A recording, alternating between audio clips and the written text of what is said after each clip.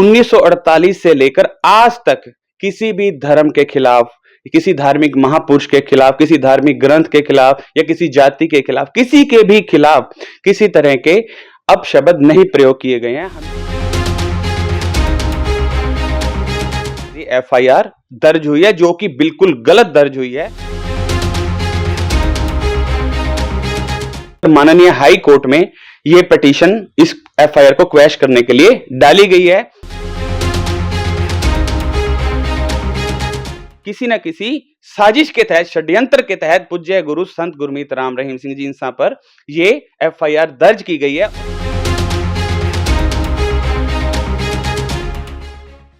पूज्य गुरु जी के खिलाफ जालंधर के अंदर एक एफआईआर दर्ज हुई, जिसका हमें मीडिया के माध्यम से पता चला।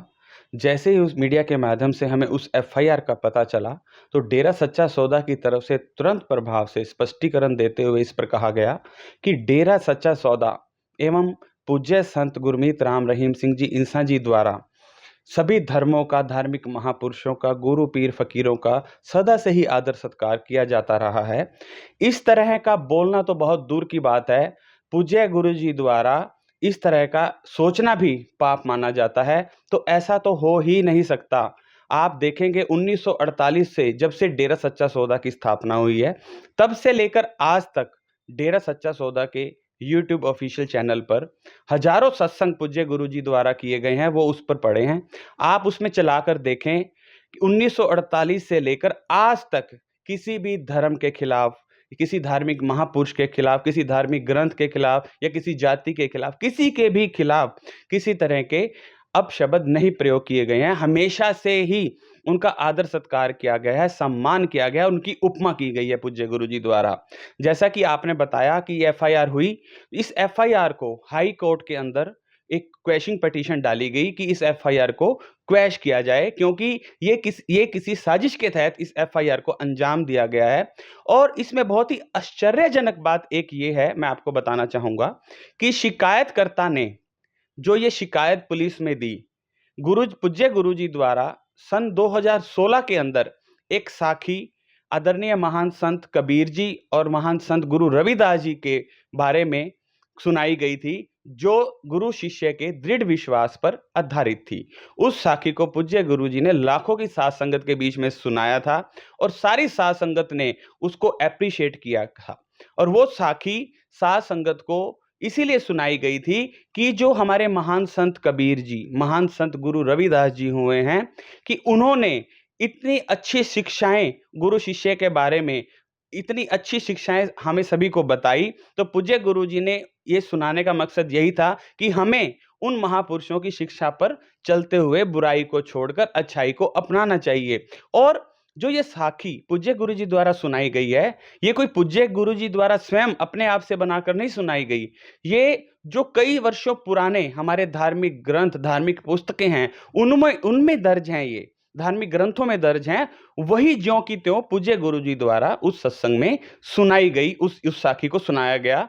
लेकिन शिकायतकर्ता ने उस साखी के कुछ पार्ट को निकालकर, उसे तोड़ मरोड़ कर पुलिस के समक्ष पेश करके पुलिस प्रशासन को भी गुमराह किया, और उसके बाद ये एफआईआर दर्ज हुई है, जो कि बिल्कुल गलत दर्ज हुई है। उसी को लेकर माननीय हाई कोर्ट में ये पिटीशन इस एफआईआर को क्वैश करने के लिए डाली गई है। और एक और बहुत आश्चर्यचकित बात यह है कि आप देखेंगे जो एफआईआर के अंदर समय है, शिकायतकर्ता ने जो शिकायत दी पुलिस प्रशासन को, उसका समय है शाम को 6:12 का।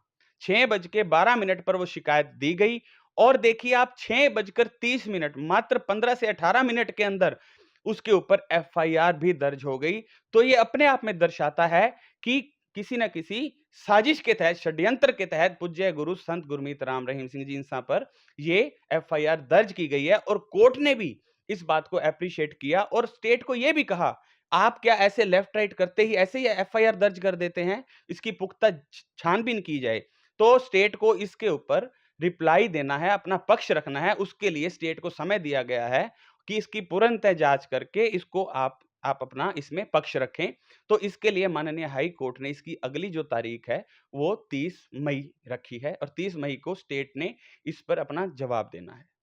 जी, बिल्कुल, जैसा कि मैंने आपको पहले भी बताया, ये बिल्कुल एक साजिश का हिस्सा है, क्योंकि आपको पता है कि पूज्य गुरुजी के मार्गदर्शन में डेरा सच्चा सौदा की संगत अनेकों मानवता भलाई के कार्य कर रही है, जिसमें कन्या भ्रूण हत्या को रोकना हो, गरीबों का मकान बनाकर देना हो या कहीं प्रकृति आपदा आ जाए, वहाँ जाकर सेवादारों द्वारा कार्य करना हो।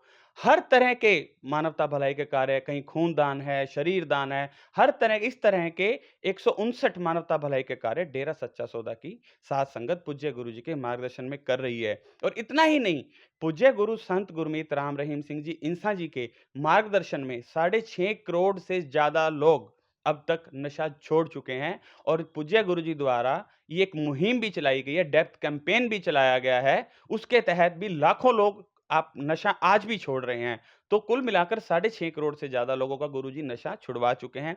तो आप खुद समझदार हैं, जब इतने लोग नशे को छोड़ रहे हैं और ये कारवां रुका नहीं और ये बढ़ता ही जा रहा है, और वो दिन दूर नहीं जब हमारा भारत देश नशा मुक्त होगा।